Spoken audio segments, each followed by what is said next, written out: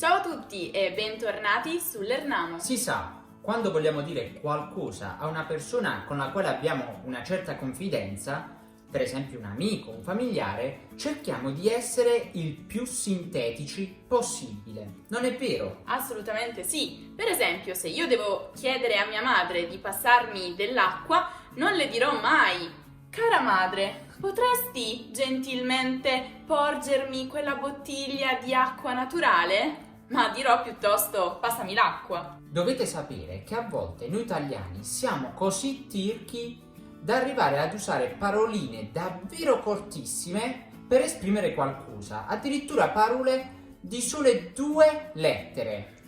Eppure i nostri interlocutori ci capiscono benissimo. È vero. In questo video vedremo proprio quelle parole così piccole che, se le avete sentite in passato, magari vi sono sembrate dei semplici rumori piuttosto che delle parole vere e proprie di senso compiuto. Eppure vi garantisco che hanno una marea di significati. Eccole qui. Ops, Uffa. ps, Shh. già, Ah. o. Ehi, Questa lezione vi lascerà a bocca aperta. rimanete con noi, ci vediamo dopo la sigla.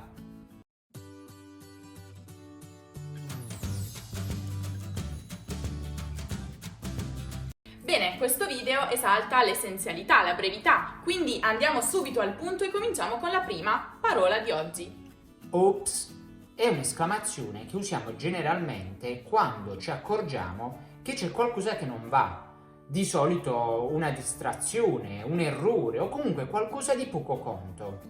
Se la persona che ci sta di fronte sa o può dedurre il motivo per cui lo diciamo, può andar bene anche da solo.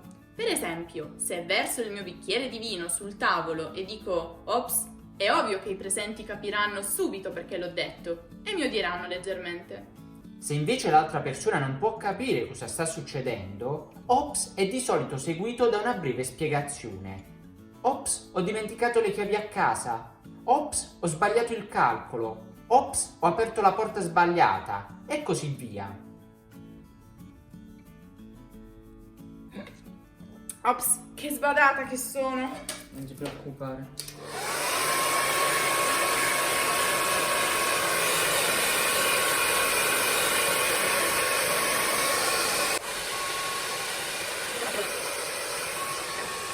La seconda parolina è uffa.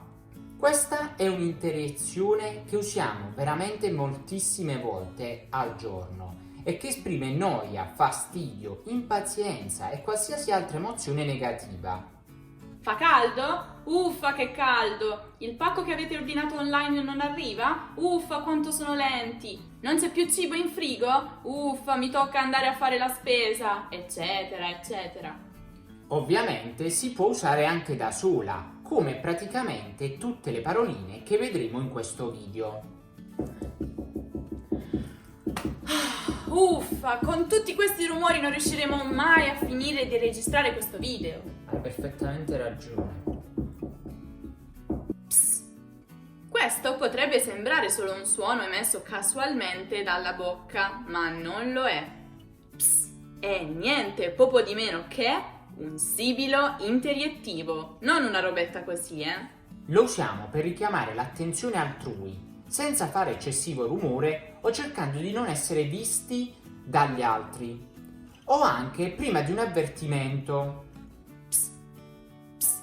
Sì, proprio tu. Ce lo lasci un bel mi piace a questo video? E non dimenticare anche di iscriverti al canale cliccando sull'apposito tasto e sulla campanellina per ricevere le notifiche. Psst.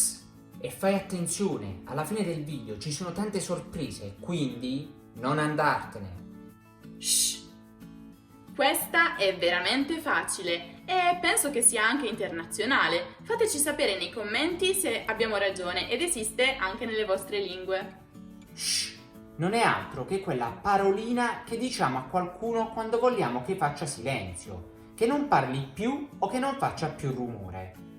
Di solito è anche accompagnata dal gesto con il dito indice contro la bocca. Shh. Shh. Proprio ora devi mettere a posto il phon, sto parlando. tu.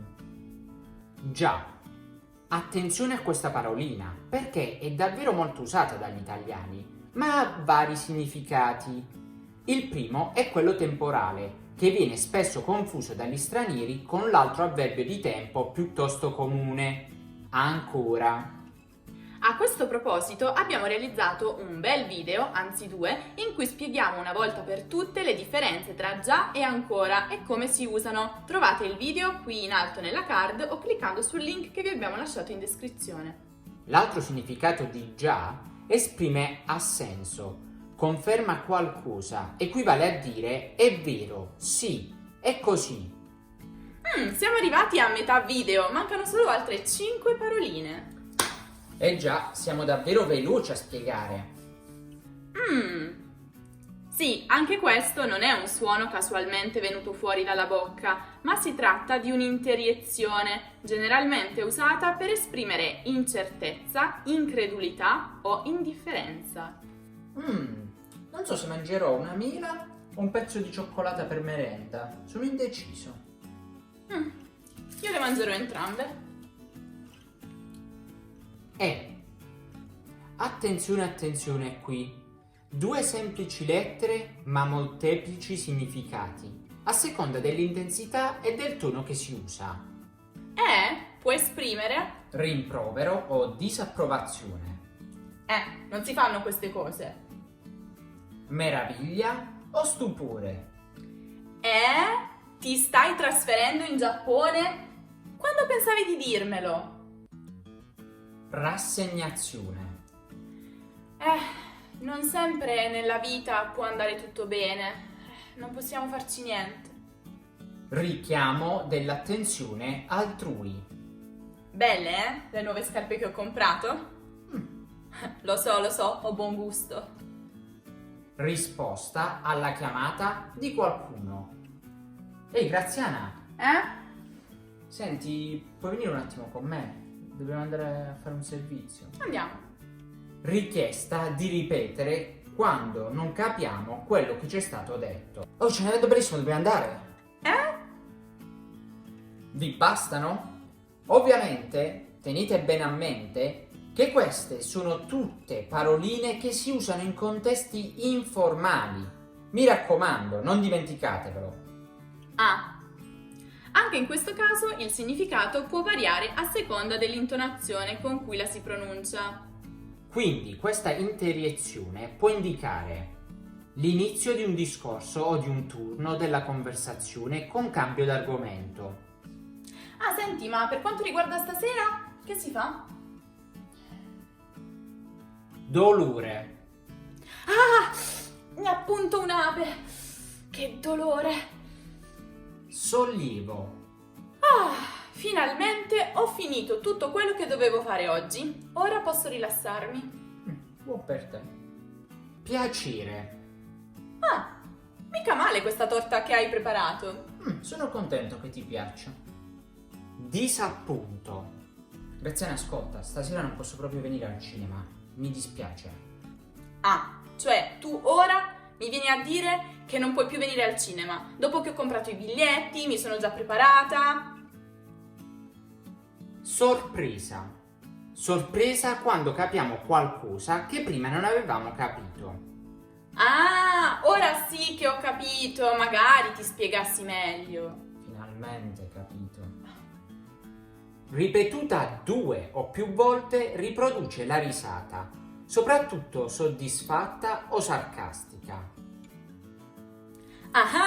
Ci siete cascati, non è finito, tranquilli. Ci restano ancora 2 paroline da imparare. Sì, alla fine abbiamo lasciato quelle più difficili, perché anche questa può assumere diversi significati. Per esempio, tristezza. Mi dispiace molto per come siano andate le cose tra te e la tua ex fidanzata. Vabbè, ormai è acqua passata. Stupore e meraviglia. Che meraviglia il tramonto questa sera! È fantastico. Fastidio e insofferenza. Quanto è antipatica sua sorella, mamma mia! No, guarda, non me ne parlare. Noia. Oh no, non ho proprio voglia di andare a lavoro questa mattina. A chi va di andare al lavoro? È sempre la solita storia. Però ci resta da vedere l'ultima parolina. Ehi! Infine abbiamo questa piccola parolina che usiamo spesso per salutare o chiamare amici, familiari e conoscenti. Probabilmente viene dall'inglese e si usa quando incontriamo qualcuno, ma non quando ci congediamo. Ne ho parlato in maniera più approfondita nel video in cui vi mostro le alternative alla parola ciao, che trovate qui su nella card e giù nella descrizione. Non perdetevelo, così che possiate essere originali e non monotoni. Queste erano le paroline più corte e dense di significato. Sappiate che le usiamo davvero ogni giorno. È E vero. voi?